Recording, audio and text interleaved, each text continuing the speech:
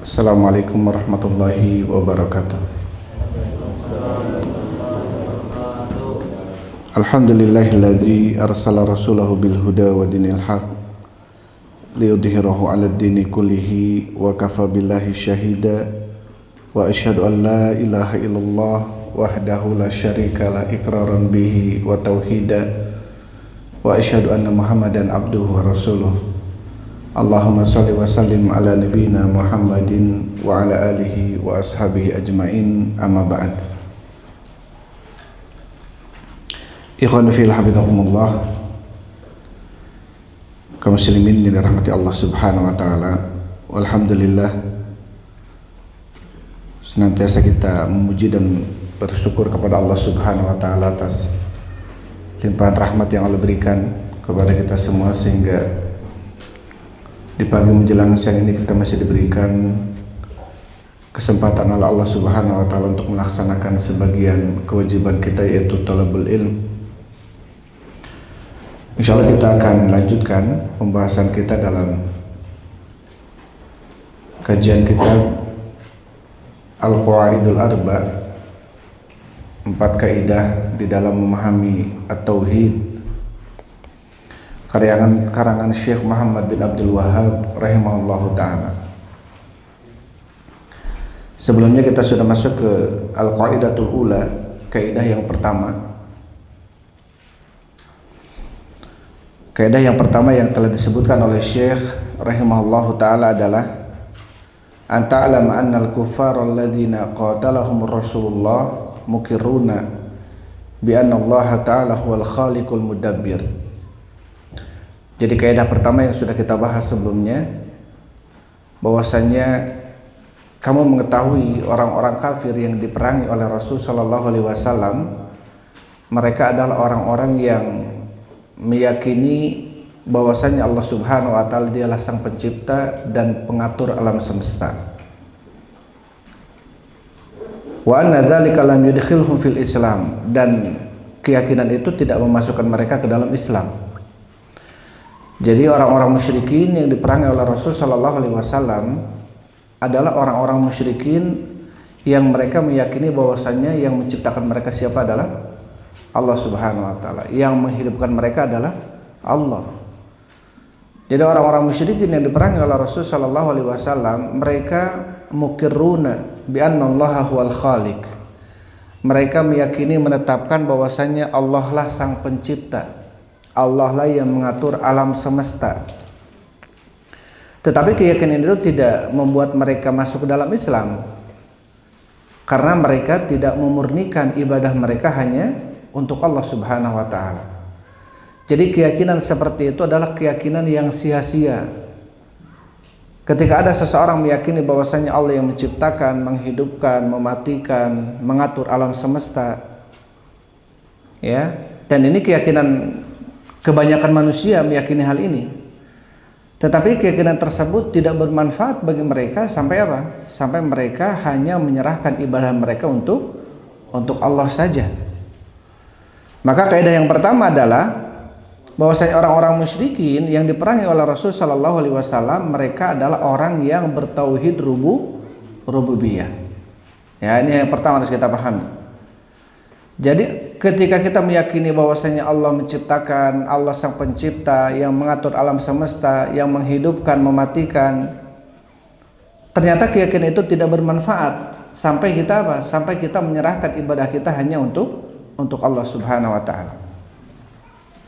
Sekarang kita masuk ke al-qaidatu tsaniyah, kaidah yang kedua.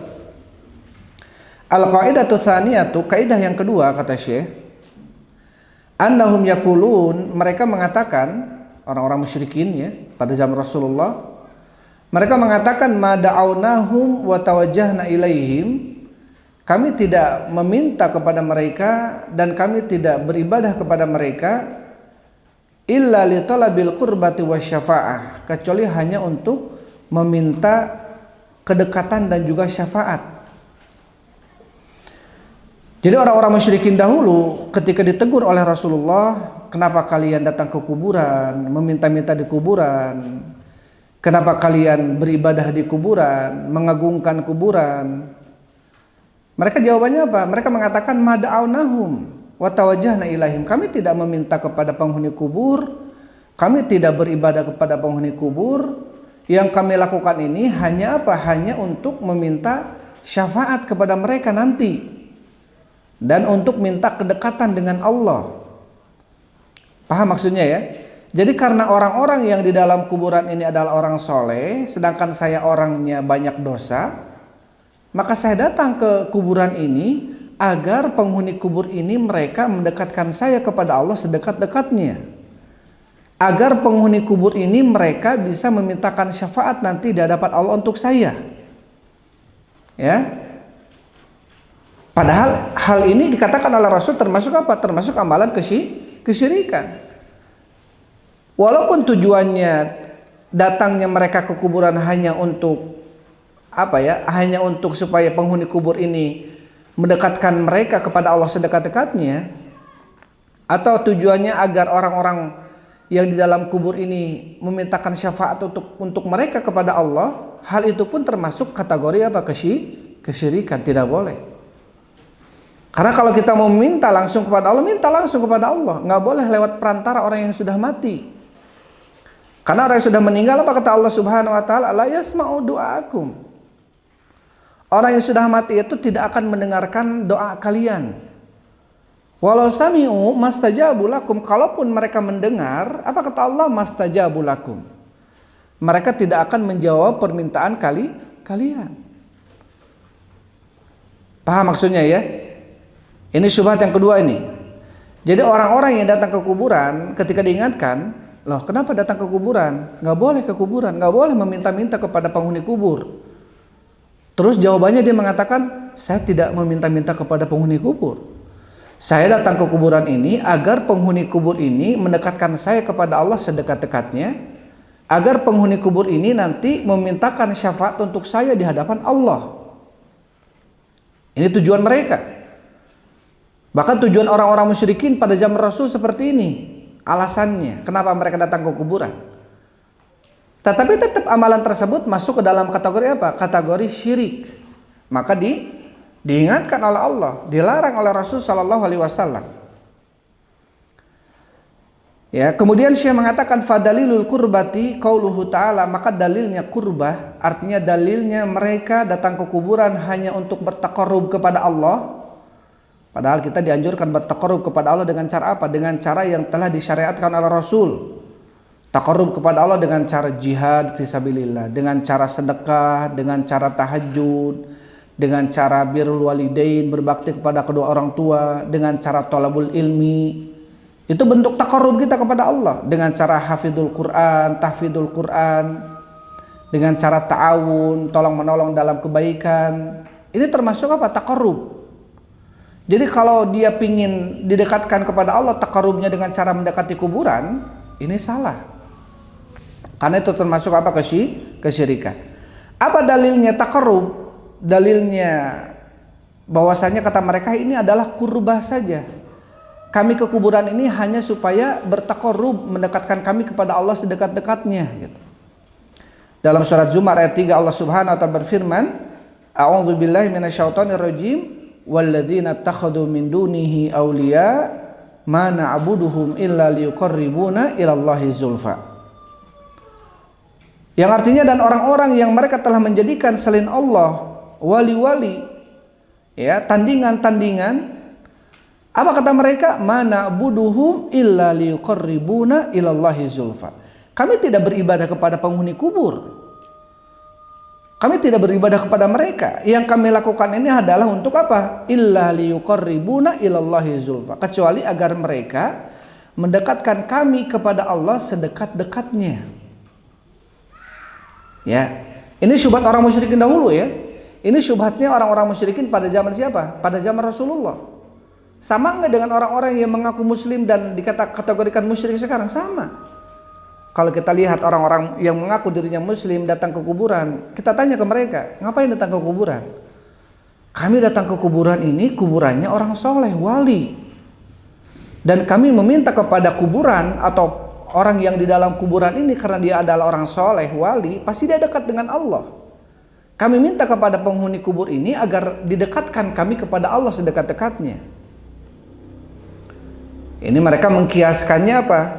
Menggambarkannya seperti bertemu dengan presiden harus ada apa? Harus ada asistennya, harus ada penjagaannya, orang yang dekat dengan presidennya. Jadi kita kalau bertemu presiden itu nggak bisa langsung bertemu dengan presiden, kecuali harus bertemu dengan orang yang dekat dengan presiden, kata mereka. Begitu pula dengan Allah, kata mereka. Saya ini orang banyak dosanya, saya ini orang banyak maksiatnya. Nggak mungkin langsung bisa bertemu dengan Allah kalau tanpa ada perantara wali, kata mereka. Yang seperti ini benar apa salah? Salah, ini syubhat, hati-hati. Dan syubhat ini telah mereka atau orang-orang musyrikin dahulu pada zaman Rasul melakukannya. Begitu pula telah dicontoh oleh orang-orang sekarang. Ya, oleh orang-orang sekarang. Maka dua syubhat kenapa mereka datang ke kuburan. Yang pertama adalah agar mendekatkan diri mereka kepada Allah sedekat-dekatnya. Yang kedua agar penghuni kubur ini memintakan syafaat nanti kepada Allah untuk orang ini. Jadi saya datang ke kuburan wali ini biar wali ini nanti mintakan syafaat untuk saya di hadapan Allah. Ya, syafaat ini apa? Syafaat ini agar nanti kalau saya harus masuk neraka, dengan syafaat dia nanti tidak jadi masuk neraka gitu. Ya, rekomendasi tazkiyah. Padahal rekomendasi tazkiyah itu harus dengan syarat-syaratnya. Harus dengan syarat-syarat, nanti akan disebutkan.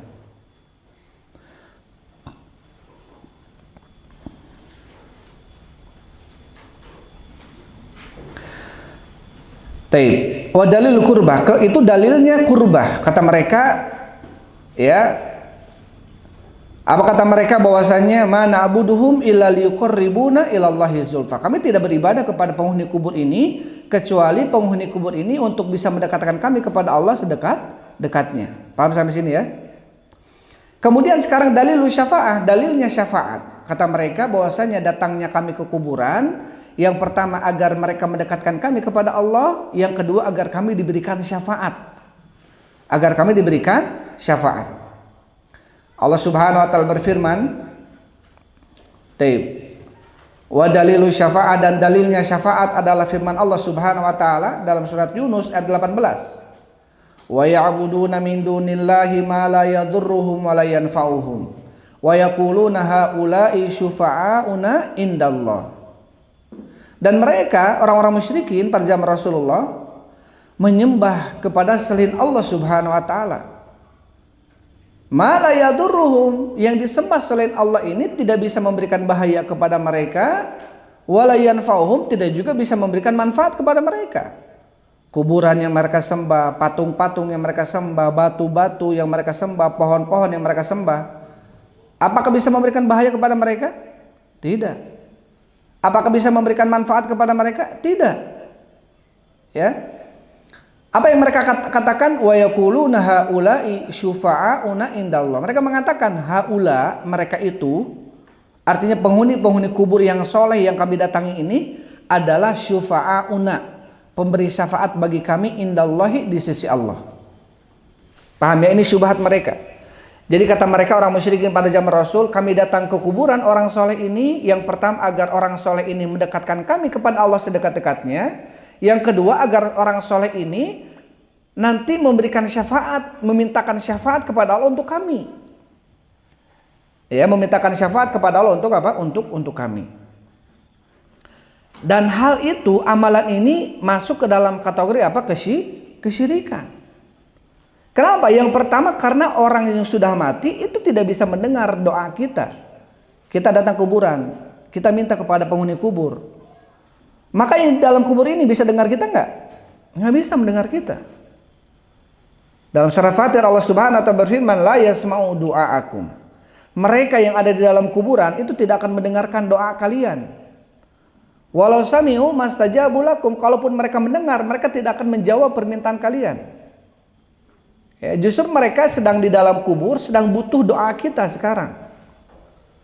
Sedang butuh doanya orang yang masih hidup, mendoakan mereka, bukan mereka dimintai doa gitu. Karena mereka dalam kondisi wallahu alam seperti apa sekarang. Karena nggak ada yang tahu kondisi ya di dalam kubur. Kita mungkin bisa melihat di dunia, wah dia ini Masya Allah soleh, dia ini Masya Allah begini, begitu. Itu yang dohir, yang kita tahu secara dohirnya. Adapun batinnya, yang tersembunyinya, hanya siapa yang tahu? Hanya Allah Subhanahu wa Ta'ala. Kita mungkin bisa berhusnudzon, mungkin dia baik di dunianya, mungkin kuburannya pun diluaskan, dinikmatkan kuburannya bagi dia. Tapi itu sebagai bentuk husnudzon kita. Adapun hakikatnya hanya Allah yang tahu seperti apa kondisinya. Taib. Kemudian Syekh mengatakan, wa syafa'atu syafa'atan, dan syafaat itu ada dua. Ingat ya, syafaat itu ada berapa? Ada dua. Syafa'atun manfiyatun, yang pertama adalah syafaat manfiyah. Apa itu syafaat manfiyah? Syafaat yang ternafikan, yang ditiadakan. Ini harus dipahami nih. Jadi orang-orang musyrikin datang ke kuburan itu tujuan mereka dua. Yang pertama agar mendekatkan mereka kepada Allah sedekat-dekatnya. Yang kedua agar penghuni kubur ini memberikan syafaat nanti di hadapan Allah. Padahal syafaat itu ada dua, kata Syekh. Yang pertama syafaatun manfiyah, syafaat yang ternafikan, syafaat yang ditiadakan. Jadi tidak ada syafaat model ini. Yang kedua syafaatun mutsbattah, syafaat yang ditetapkan, syafaat yang ada atau ditetapkan. Apa itu syafaat manfiyah? Fa syafaatul manfiyatu makana tutlabu min ghairillah. Maka syafaat manfiyah, syafaat yang ditiadakan adalah syafaat yang dimintanya dari selain Allah, fi ma la yaqdiru alaihi illallah, di dalam perkara-perkara yang tidak mampu atas itu kecuali hanya Allah yang mampunya. Ini namanya syafaat manfiyah. Syafaat itu apa? Yang pertama dimintanya harus dari siapa? Harus dari Allah. Yang kedua syafaat itu di dalam perkara yang tidak mampu kecuali hanya Allah Subhanahu wa Ta'ala. Maka syafaat seperti ini dinafikan. Yang mampu mengampuni dosa seseorang siapa? Allah. Sedangkan syaratnya dia diampuni dosanya, syarat mutlaknya dia harus apa? Bertauhid, tidak boleh berbuat syirik. Karena sebanyak apapun syafaat yang diberikan kepada dia, tapi kalau dianya banyak dosanya, arti dosanya musyriknya banyak, apalagi dosa syiriknya syirik besar, maka tidak akan sampai kepada dia walaupun ratusan syafaat dari manusia. Kalau dia berbuat syirik. Apa dalilnya? Firman Allah Subhanahu wa Ta'ala dalam surat Al-Baqarah ayat 254, Allah Subhanahu wa Ta'ala berfirman, ya ayyuhalladzina amanu anfiqu mimma razaqnakum min qabli ayyatiya yaumun la bai'un fihi wala khullatun wala syafa'ah. Allah Subhanahu wa Ta'ala berfirman, wahai orang-orang beriman, berinfaklah kalian dari apa-apa yang telah kami berikan rezeki kepada kalian sebelum datang hari yang mana di hari itu tidak ada lagi bai'un, jual beli, ya, wala khullatun, tidak ada lagi persaudaraan di hari itu, wala syafa'atun, dan tidak ada lagi apa? Syafaat. Tidak ada lagi syafaat-syafaat, saling memberikan rekomendasi, saling memberikan tazkiyah, saling memberikan pujian. Itu tidak ada di hari kiamat nanti. Tidak ada jual beli dan juga tidak ada apa? Tidak ada persaudaraan. Masing-masing menyelamatkan diri masing-masing. Ya. Masing-masing menyelamatkan diri masing-masing. Maka ayat ini Allah menjelaskan bahwasanya syafaat itu manfiyah. Syafaat itu secara asalnya syafaat itu dinafikan. Bisa jadi ada syafaat itu kalau terdiri dari dua syarat nanti yang disebutkan. Taib ya. Jadi yang pertama syafaat itu manfiyah, syafaat yang dinafikan, ditiadakan. Karena nanti di hari kiamat, hari di mana tidak ada lagi jual beli, tidak ada lagi persaudaraan, tidak ada lagi syafaat-syafaatan. Kecuali nanti yang dibolehkan syafaatnya. Yang kedua syafaatul mutsbattah. Apa itu syafaatul mutsbattah? Hiyallati tutlabu minallah. Yang pertama syafaatul mutsbattah adalah syafaat yang dimintanya dari Allah. Kalau tadi dia mintanya kepada orang mati. Ya, sedangkan syafaat mutsbattah adalah syafaat yang dimintanya dari Allah.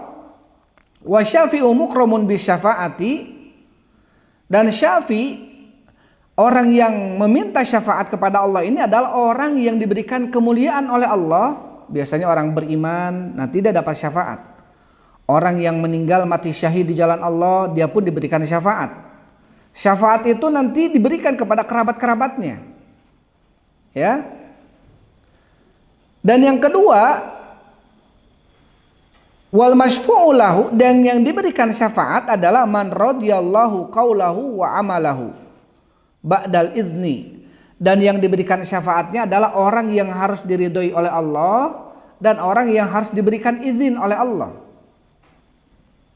Misalkan kita ditakdirkan oleh Allah Subhanahu wa taala masuk surga. Ya, amin, kita harapkan itu. Kita diberikan syafaat 2 syafaat. Atau kita diberikan beberapa syafaat oleh Allah Subhanahu wa taala misalkan.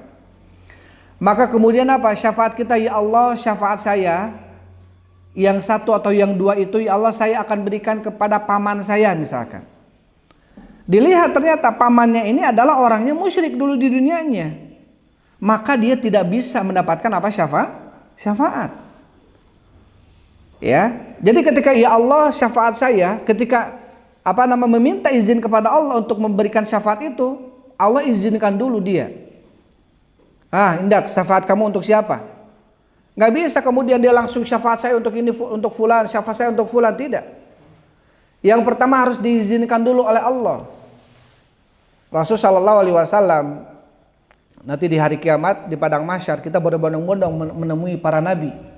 Yang pertama kita datang kepada Nabi Adam, ya, agar Nabi Adam meminta kepada Allah agar diputuskan perkara, karena kita lama di padang mahsyar.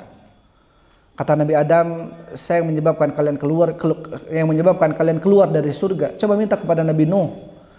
Akhirnya apa? Manusia berbondong-bondong datang kepada Nabi Nuh. Kata Nabi Nuh, aduh saya nggak bisa. Coba datanglah kepada Nabi Ibrahim. Nabi Ibrahim pun demikian, sama nggak bisa. Coba datang kepada Nabi Musa. Kata Nabi Musa, datang kepada Nabi Isa. Kata Nabi Isa, datanglah coba kepada Nabi Muhammad. Kata Nabi Muhammad, inilah yang telah Allah janjikan untuk saya. Apa kata Rasul dalam doa setelah kita baca doa adzan? Wa ba'athu maqaman mahmuda.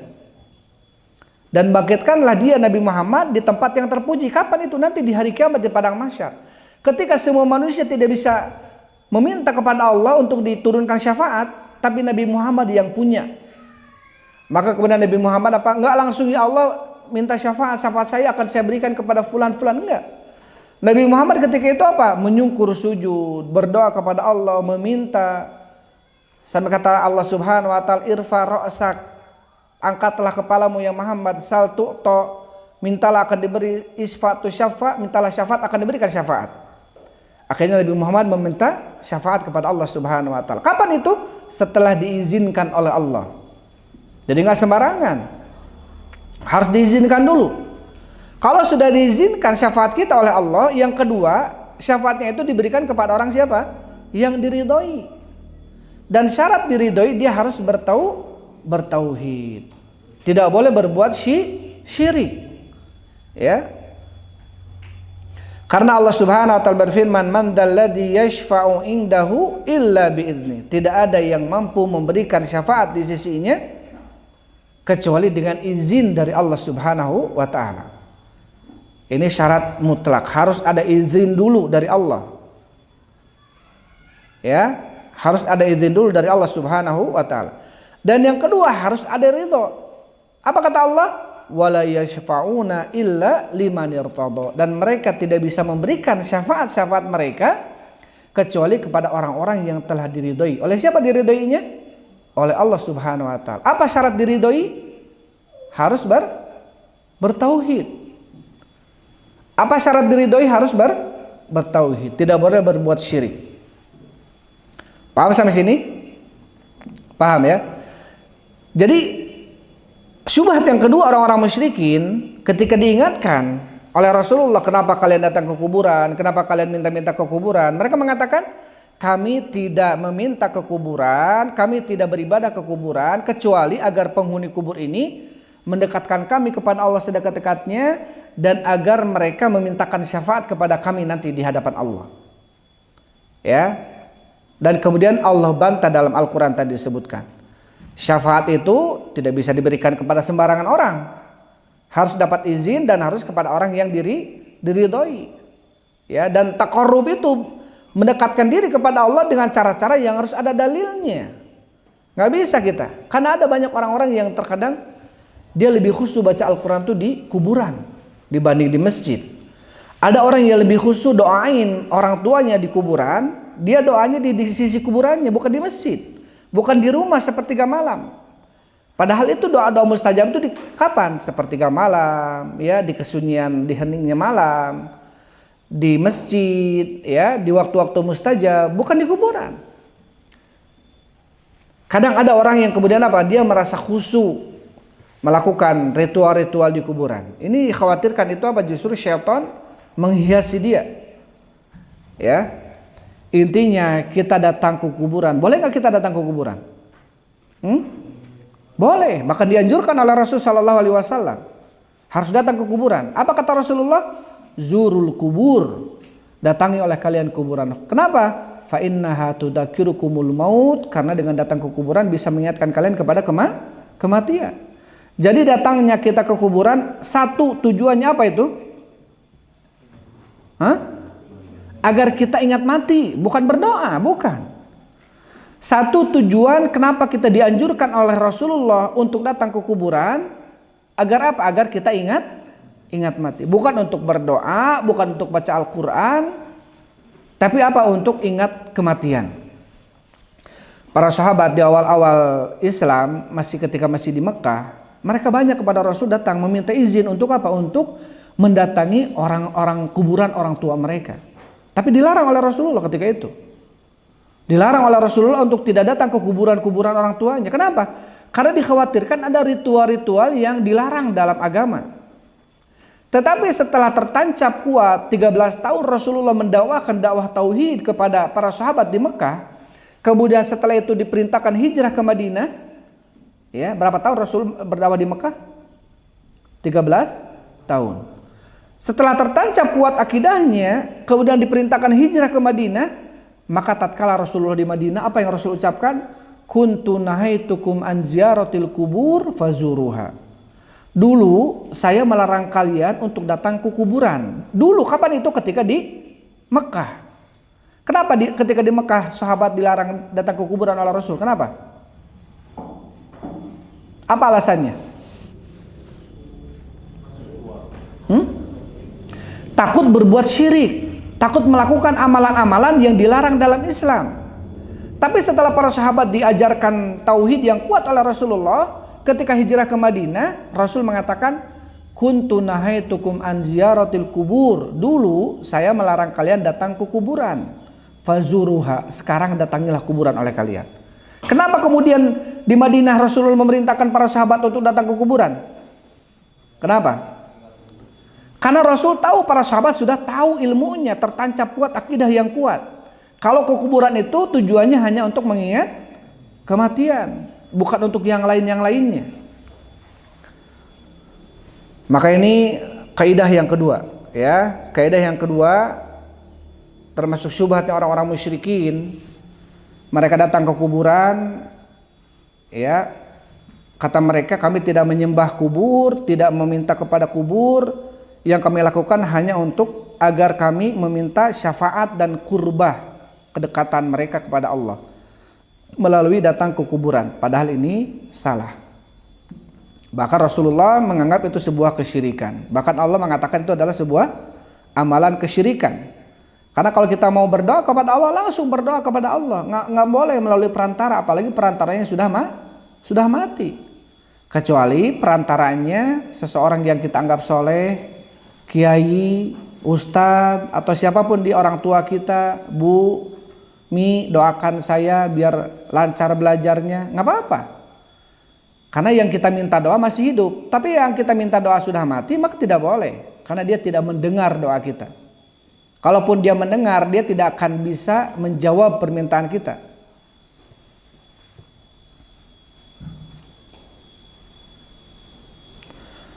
Taib.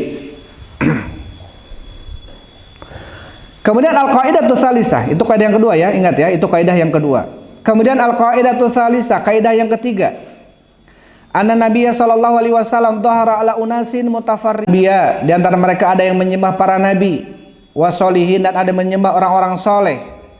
Wa minhum man ya'budul ahjar wal asjar, di antara mereka ada yang menyembah batu dan juga pohon-pohon.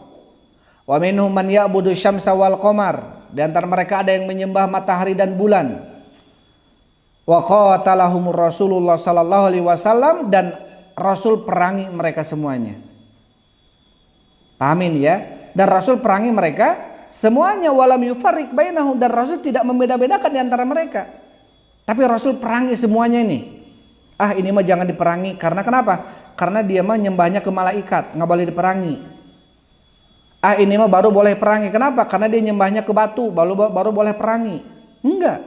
Semuanya disamaratakan. Mau nyembahnya ke malaikat, mau nyembahnya ke nabi, ke orang soleh, atau nyembahnya ke batu, ke pohon, maka semuanya adalah musyrik yang harus diperangi, didakwahi. Ketika tidak mau masuk, diperangi. Maka di dalam kaidah yang ketiga ini adalah bahwasannya kesyirikan apapun bentuknya, apapun modelnya, ya, mau dia berbuat syiriknya minta-minta kepada malaikat, minta-minta kepada Rasul. Boleh nggak kita minta-minta kepada Rasul? Nggak boleh, karena Rasul sudah meninggal. Sama, Rasul sudah meninggal, tidak boleh kita minta-minta kepada Rasulullah. Adapun syafaat adapun salawat baru sampai kepada Rasulullah. Ya, adapun doa itu tidak akan sampai dan nggak boleh, karena Rasul mayit, innaka mayyitun wa innahum mayyitun. Sesungguhnya engkau ya Muhammad mayit, akan meninggal. Wa innahum mayyitun, mereka pun sama akan meninggal. Jadi Rasulullah manusia biasa seperti kita. Hanya saja Allah lebihkan Rasul sebagai apa? Seorang utusan Allah. Maka tidak boleh. Mau kita memintanya kepada malaikat, kepada Rasulullah, atau mintanya ke kuburan, atau ke pohon-pohon, atau ke benda-benda mati yang lainnya, batu misalkan, maka sama saja di sisi Allah mereka adalah orang musyrik. Maka diperangi semuanya oleh siapa? Oleh Rasulullah sallallahu alaihi wasallam. Dan tidak dibeda-bedakan di antara mereka. Dan tidak dibeda-bedakan di antara mereka. Tapi ikhwani fillah bidakumullah, ya, itu kita jeda dulu sampai, atau kita berhenti dulu sampai kaidah yang ketiga ini ya, dan masih belum kita jelaskan karena masih ada penjelasannya. Dicukupkan dulu sampai sini. Insyaallah nanti pertemuan akan datang kita mulai lagi dari al-qaidatus tsalisah, kaidah yang ketiga. Itu mungkin bisa sampaikan. Wallahu a'lam bishawab. Wasudatan. Wallahu a'lam bishawab. Alhamdulillah wassalatu wassalamu ala Rasulillah. Subhanakallahumma rabbana wa bihamdik asyhadu an la ilaha illa anta astaghfiruka wa atubu ilaik. Assalamualaikum warahmatullahi wabarakatuh.